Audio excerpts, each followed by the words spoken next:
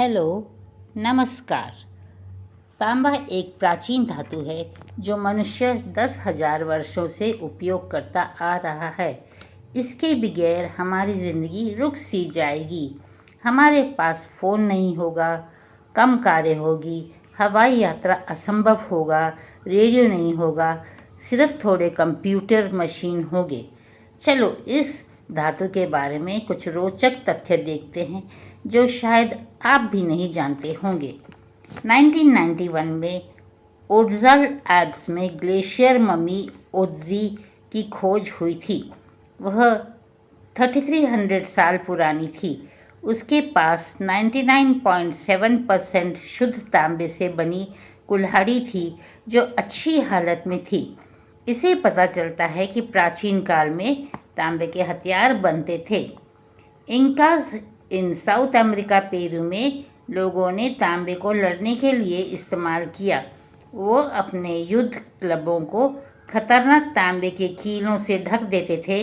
Inca योद्धा धातु की प्लेट पहनते थे, शायद उचित कवच के बजाय रैंक के प्रतीक के रूप में। इनमें से सबसे कम रैंक तांबे से बने होते थे और सबसे ऊंचे रैंक सोने से बने होते थे। आज चिली में सबसे ज़्यादा कॉपर पाया जाता है। तांबा नाम रोमन लोगों से आया है जो इसे एस साइप्रियम कहते थे, क्योंकि प्राचीन काल में अधिकांश तांबा साइप्रस में पाया जाता था। तांबा प्राकृतिक रूप से जीवाणुरोधी है। इस खोज के कारण सार्वजनिक इमारतों में बैक्टीरिया के प्रसार को रोकने के लिए दरवाजे के हैंडल, रेलिंग और फिंगर प्लेट के लिए तांबा एक लोकप्रिय विकल्प बन गया है। संक्रमण या इन्फेक्शन को कम करने के लिए भी मेडिकल में उपयोग किया जाता है। तांबे को एंटी माइक्रोबियल बनाने के लिए कपड़ों में भी बुना जाता था, जैसे कि पैरों के फंगस से लड़ने वाले मोजे। तांबा बार्नेकल्स को जहाज़ों से चिपकने से रोकता है। 18वीं सदी के मध्य में एक बार समुद्री उद्योग को एक मुश्किल चुनौती का सामना करना पड़ा। मसल्स, बार्नेकल और दूसरे समुद्री जीव लकड़ी के जहाज़ों के पतवारों पर बड़ी मात्रा में आक्रमण करते थे, जिससे यात्रा में देरी होती थी और जहाज़ भारी हो जाता था और उन्हें चलाना मुश्किल हो जाता था। समुद्री कीड़े लकड़ी में घुस जाते थे और लकड़ी को सड़ा देते थे। जब शिपिंग उद्योग को मालूम पड़ गया कि तांबा इन समुद्री जीवों के लिए विषाक्त है, तो उन्होंने इन समुद्री जीवन को रोकने के लिए पतवारों पर तांबे की परत का उपयोग करना शुरू कर दिया। इस प्रथा की शुरुआत 18वीं सदी के दौरान रॉयल नेवी द्वारा की गई और इसे आज भी उपयोग में लाया जाता है। तांबा जहाज़ों के निचले हिस्से की रक्षा करने के लिए सही है।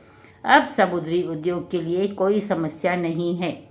ऐसा माना जाता है कि प्राचीन मेसोपोटामिया में रहने वाले सुमेरियन और चाल्डियन लोग तांबे का पहले उपयोग करने वाले थे। उन्होंने तांबे का शिल्प ज्ञान प्राचीन मिस्र वासियों को दिया। मिस्र के लोग सिनाई से तांबे का खनन करते थे और इसका उपयोग कुदाल और दशंती जैसे कृषि उपकरण बनाने के साथ साथ खाना पकाने का बर्तन और कारीगरों के उपकरण जैसे आरी, छेनी और चाकू बनाने के लिए करते थे। मिस्र के लोग, जो व्यक्तिगत सौंदर्यकरण के लिए प्रसिद्ध थे, तांबे से दर्पण और रेजर बनाते थे और मैलाकाइट और अज़ुराइट का उत्पादन करते थे, जो चमकीले हरे और नीले रंगों से तांबे के यौगिक है। प्राचीन भंडार। तांबे के प्रतिष्ठित सामानों का एक प्रसिद्ध भंडार इज़राइल के नहाल मिश्मार गुफा में पाया गया है। यहाँ 200 से अधिक ऐसी वस्तुओं का सावधानीपूर्वक ईख की चटाई में लपेटा गया था और चालकोलिथिक काल में दफन किया गया था, संभवतः 5वीं सहस्राब्दी ईसा पूर्व में। कार्थेजिनियंस ने अपने मृतकों के साथ दफनाने के लिए प्रतीकात्मक तांबे के उस्तरे बनाए। तांबे की पतली चादरों को पीटकर लिखने के लिए इस्तेमाल किया जाता था। शायद सबसे प्रसिद्ध रूप से इज़राइल के कुमरान गुफाओं में पाए गए 3 तांबे के स्क्रोल में देखा गया था, जहां डेड सी स्क्रोल्स भी पाए गए थे। ऑक्सीडाइज तांबे ने स्टैच्यू ऑफ लिबर्टी को हरा रंग कर दिया। मानो या न मानो, जब 1886 में न्यूयॉर्क की स्टैच्यू ऑफ लिबर्टी का अनावरण किया गया था तो यह एक मटमैले भूरे रंग की थी। 8010 से अधिक तांबे से बनी यह मूर्ति अपने तांबे की परत के ऑक्सीकरण के कारण हरे रंग में बदलने लगी। जब तांबा पानी और हवा के संपर्क में आता तो यह इलेक्ट्रॉन खो देता है और परिणाम स्वरूप हरा हो जाता है। 1920 तक मूर्ति पूरी हरी हो गई थी। यह बात पूरी बुरी नहीं है, क्योंकि ऑक्सीकरण की यह पतली परत मूर्ति को तत्वों से बचाती है और हम जानते हैं कि यह सदियों तक धातु को संरक्षित करने में सक्षम है। इस ऑक्सीकरण प्रभाव का एक और लाभ है कि आप इसे सस्ते आभूषणों को पता लगाने के लिए इस्तेमाल कर सकते हैं। यह थी कुछ तांबे की इंटरेस्टिंग बातें। Please like, share and subscribe. Have a good day. Thank you.